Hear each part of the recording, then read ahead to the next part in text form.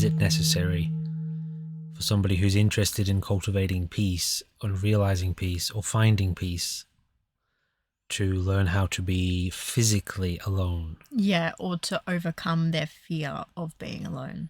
Of being alone. Well, the path of peace is all about knowing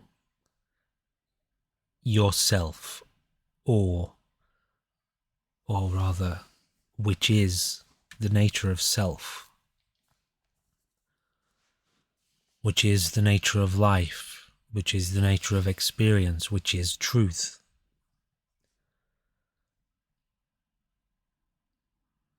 To know truth, the truth about your life, about life, leads to peace. They go hand in hand because they're the same thing.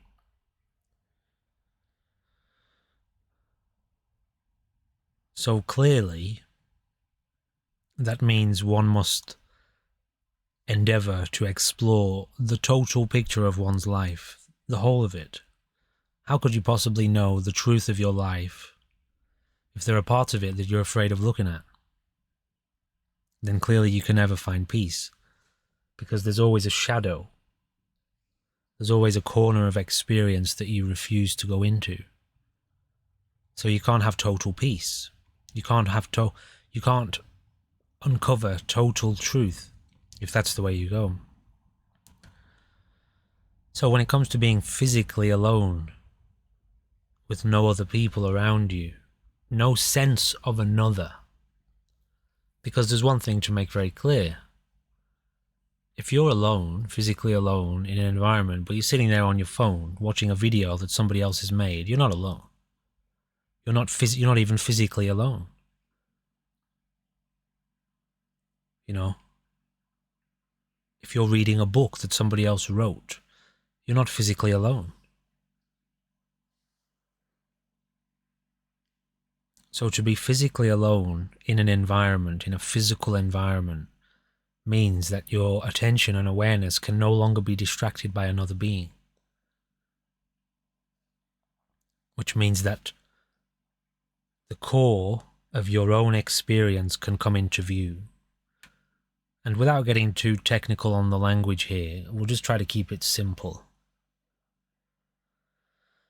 What you think is yourself is your body and brain. And so to be alone with your body and brain, without distraction, without other people imposing ideas upon you, is absolutely essential to know deeply the nature of your body and brain. You think that is yourself, and so you start there. You start with what you think you are, and you look very deeply into what you think you are. Now you will realize eventually from that deep inquiry that you're not the body and the brain, but that's further down the track. If, when you are alone, physically alone, so there's no one else around,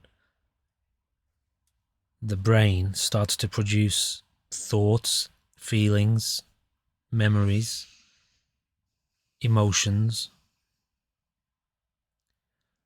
that generate anxiety and fear and cause you to want to go and find somebody else,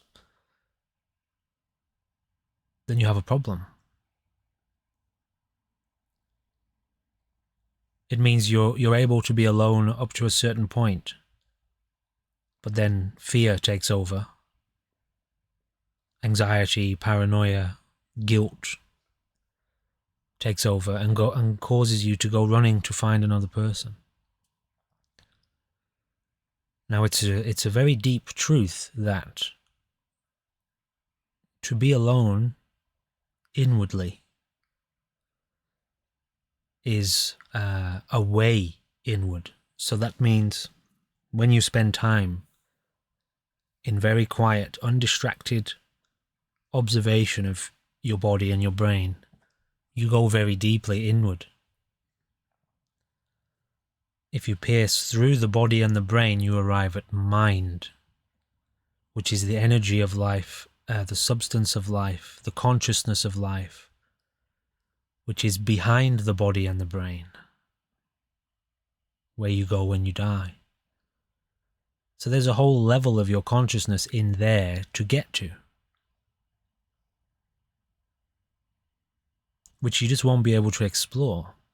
You won't be able to fully encounter if, when you get to the point of more of a, like, you've been practicing aloneness for a while, but then fear comes up and anxiety comes up and guilt comes up and makes you run back to another person, the experience of being around or with another being, another person, or just another being.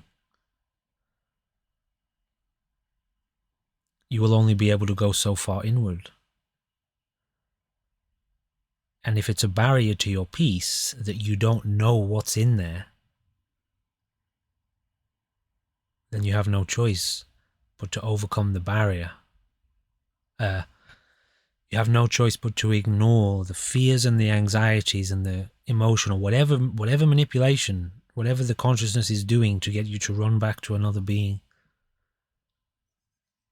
Then you have no choice but to ignore that and continue going inward,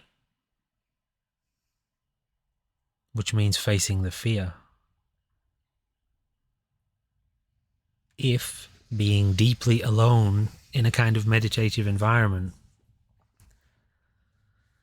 leads you into experiences,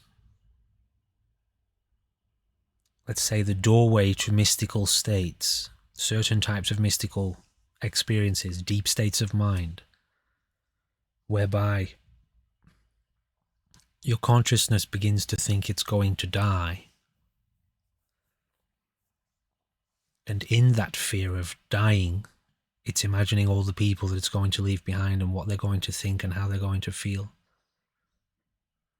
And all of the promises you made and all the things that you said and how those people love you and how sad they're going to be. And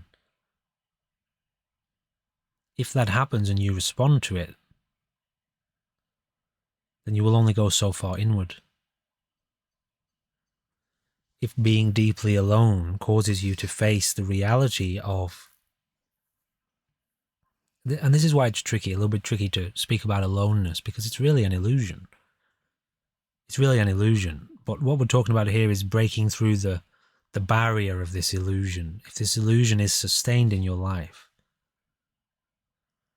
if you have not seen the illusion of aloneness, that there really is no such thing, actually, as aloneness.